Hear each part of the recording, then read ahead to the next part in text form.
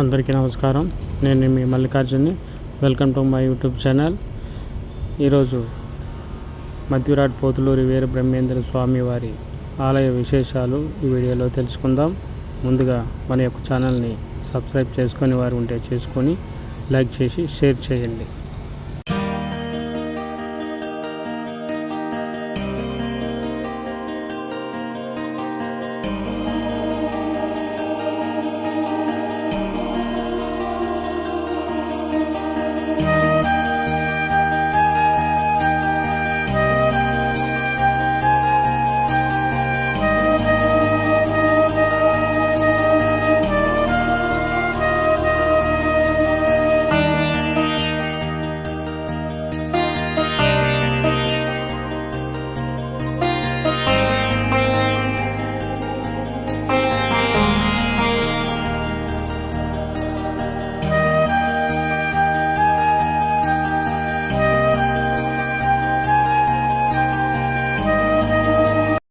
ప్రతిరోజు రాత్రి 8 గంటలకి ఈసీఎల్ నుంచి మైదుగురికి బస్సులు ఉన్నాయి. బస్ టికెట్ 730 రూపాయలు. మైదుగురు నుంచి బ్రహ్మంగారి మఠానికి ప్రతి గంటకి బస్సులు ఉంటాయి. బస్ టికెట్ 30 రూపాయలు. ఉదయం 6 గంటలకల్లా బ్రహ్మంగారి మఠం చేరుకున్నాము. ఉదయాన్నే రోడ్లు ఊడ్చుకుంటూ షాపులు తెరుస్తున్నారు. ఉదయం 6 గంటలకు కళ్యాణ కట్ట తెరిచి ఉన్నారు. మా మిస్సెస్ మా పాప స్వామివారికి 3 కత్తెరలు ఇచ్చారు. ఆలయ కౌంటర్లోకి వెళ్ళి స్వామివారి మహానివేదన కోసం 400 రూపాయల టోకెన్ తీసుకున్నాము. ఉదయం 10:30కి అర్చన కార్యక్రమం మొదలైంది.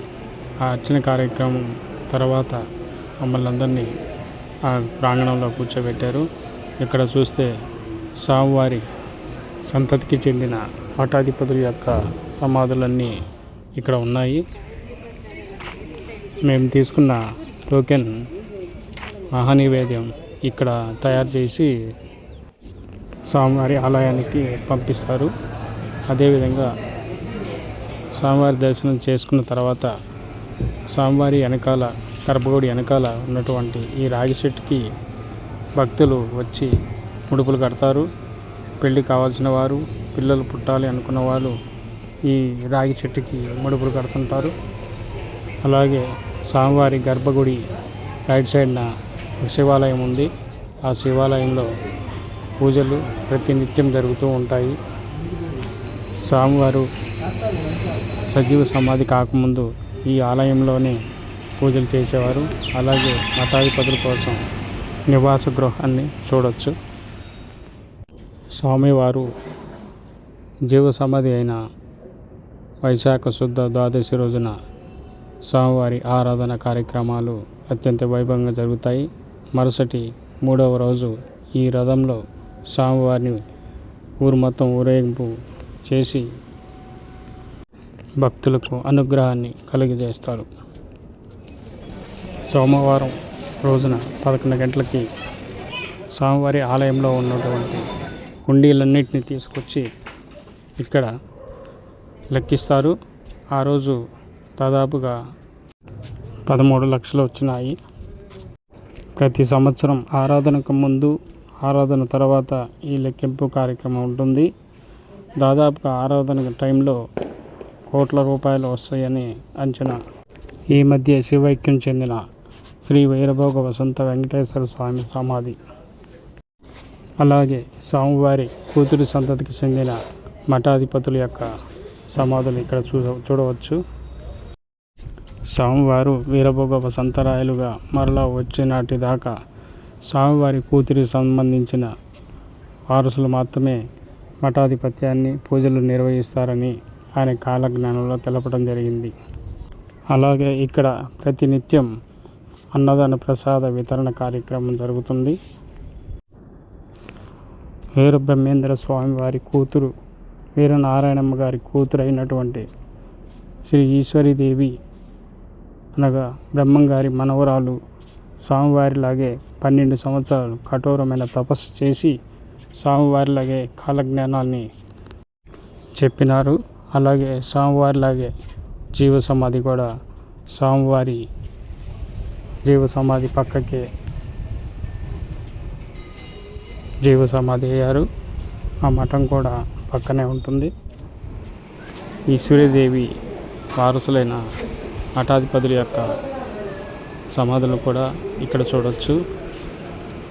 బ్రహ్మంగారు లాగానే ఆయన మనవరాలైన ఈశ్వరీదేవి కూడా 12 సంవత్సరాలు తపస్సు చేసి ప్రజలకు జరగబోయే విషయాలైన కాలజ్ఞానాన్ని అందరికీ వివరిస్తూ భక్తి మార్గంలో ఉండేలా అందరికీ కాలజ్ఞానం వివరించేది.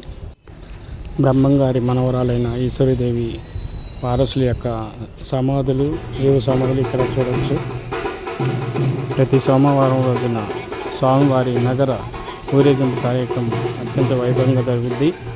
అలాగే స్వామివారి భక్తులు ఇతర చేయటం కోసం ఇక్కడ గుడిలోనే ఇతరు చేస్తారు.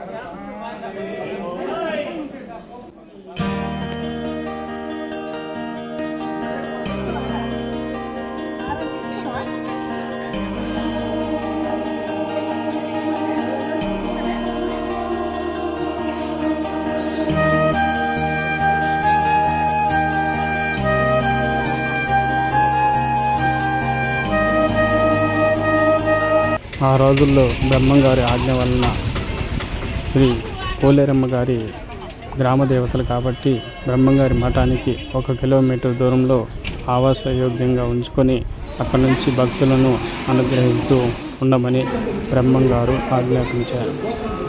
ఆ రోజుల్లో పోలేరమ్మ గారు ఒక యాప చెట్టు కింద స్వయంభూగా వెలసి భక్తులను అనుగ్రహిస్తూ పూజలు అందుకుంటుంది. మీరు చూస్తున్న విగ్రహం స్వయంభూగా వెలిసిన పోలేరమ్మ విగ్రహం. ప్రతినిత్యం అమ్మవారి పూజలు నిర్వహిస్తున్నారు. బ్రహ్మంగారి మఠానికి వచ్చిన భక్తులు కూడా బ్రహ్మంగారి శిష్యుడైన కక్కయ్య మఠాన్ని కూడా సందర్శిస్తూ ఉంటారు. బ్రహ్మంగారి మఠంలో నవగ్రహాల మండపం ఉంది. భక్తులు ప్రతి ఒక్కరూ ఈ నవగ్రహాల మండపంలో పూజలు చేస్తూ దర్శించుకుంటూ ఉంటారు. అలాగే నందీశ్వరుని కూడా దర్శించుకొని పూజలు నిర్వహిస్తుంటారు.